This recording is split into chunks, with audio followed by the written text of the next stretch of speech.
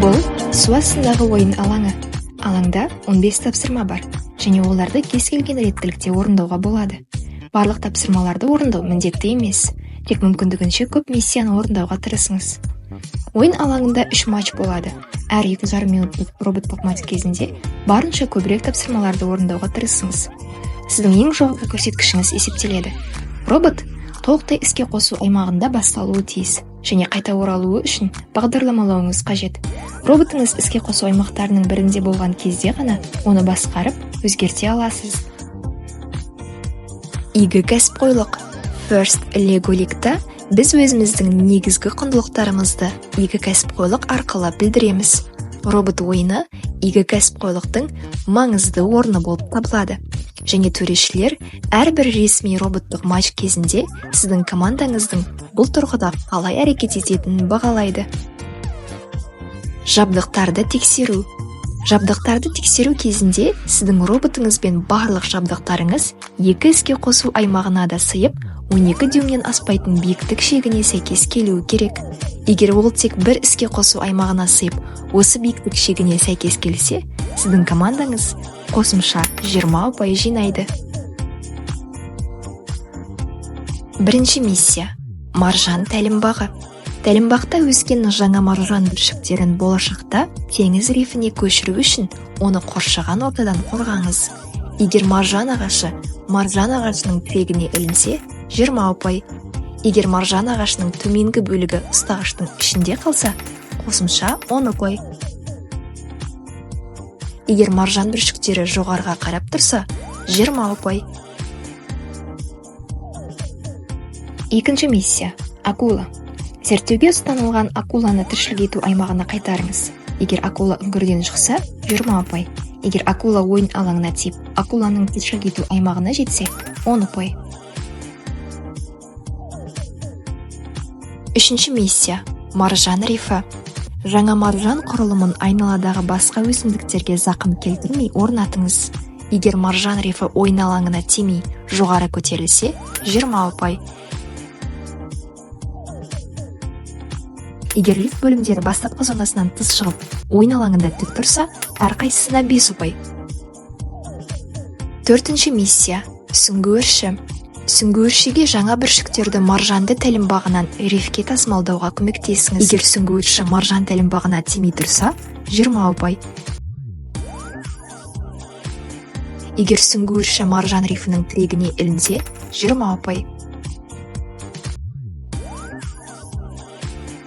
Бесінші миссия. Теңіз құбыжығы.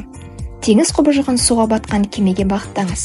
Егер теңіз құбыжығы суға батқан кеме ішіне кіріп тұрса, 30 ұпай. Алтыншы миссия. Кеме діңгегі. Батып кеткен кемені қалпына келтіру үшін діңгекті көтеріп, ішінде не бар екенін зерттеңіз. Егер кеме діңгегі толығымен көтерілген болса, 30 ұпай. Миссия 7. Кракен қазынасы. Су астындағы кемеден қазына жәшікті шығарып, оны зерттеңіз.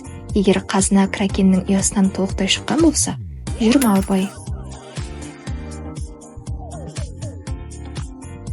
8. миссия. Жасанды тіршілік ету ортасы.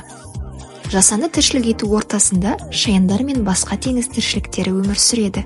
Олар үшін қауіпсіз баспана болып табылатын тіршілік ортасын құрастырыңыз. Егер тіршілік ету ортасының сары сегменті толығымен төмен, ал шаян жоғары бағытта болса, әрқайсысына 10 ұпай.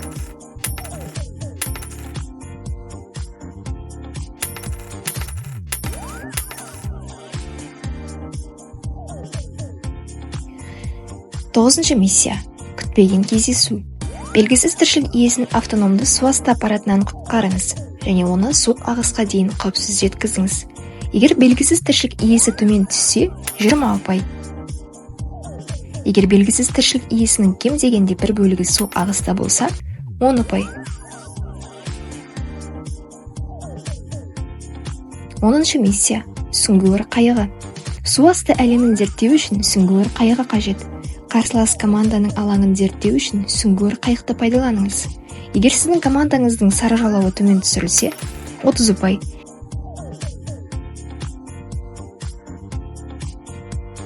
Егер сүңгуір қайығы қарсылас команданың алаңына жақын тұрса, 10 ұпай.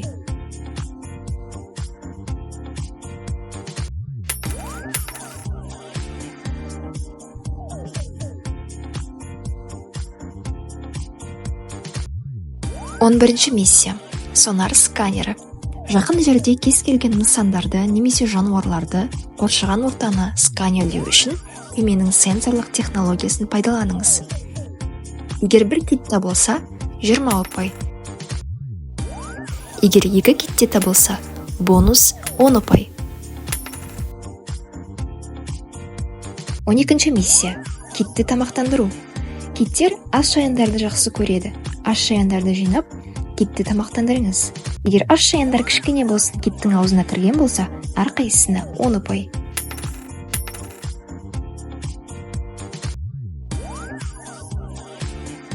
13-ші миссия. Қайықтың бағыты. Киттердің көші-қон жолдарынан кедергі келтірмес үшін қайықтың бағытын ауыстырыңыз. Егер бағыты ауысып, қайық ойын алаңына тиіп тұрса, 20 ұпай. 14-ші миссия. Үлгілерді жинау. Зертханадағы ғалымдарға талдауға қажетті үлгілер мен артефактілерді жинаңыз. Егер су үлгілері толығымен су үлгісін жинау аймағынан тыс болса, 5 ұпай.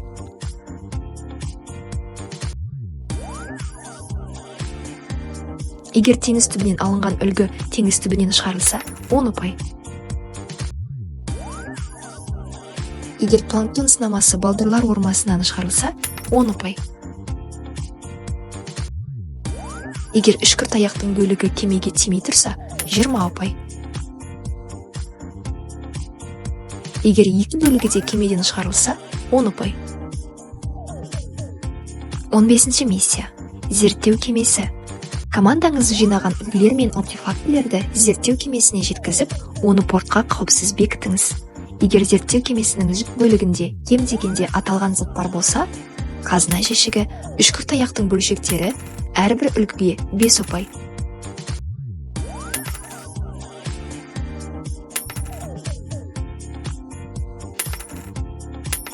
Егер порт құлпы кем дегенде ішінара зерттеу кемесінің ілгегінде болса, 20 ұпай. Бонус жетондары. Роботыңызды үй аймағынан тыс жерлерде неғұрлым аз тоқтатсаңыз, соғұрлым көп ұпай аласыз. Егер үй аймағынан тыс жерде роботыңызды тоқтатсаңыз, 1 жетон жоғалтасыз. Матч соңында алаңда қалған жетондар үшін қосымша ұпайлар беріледі.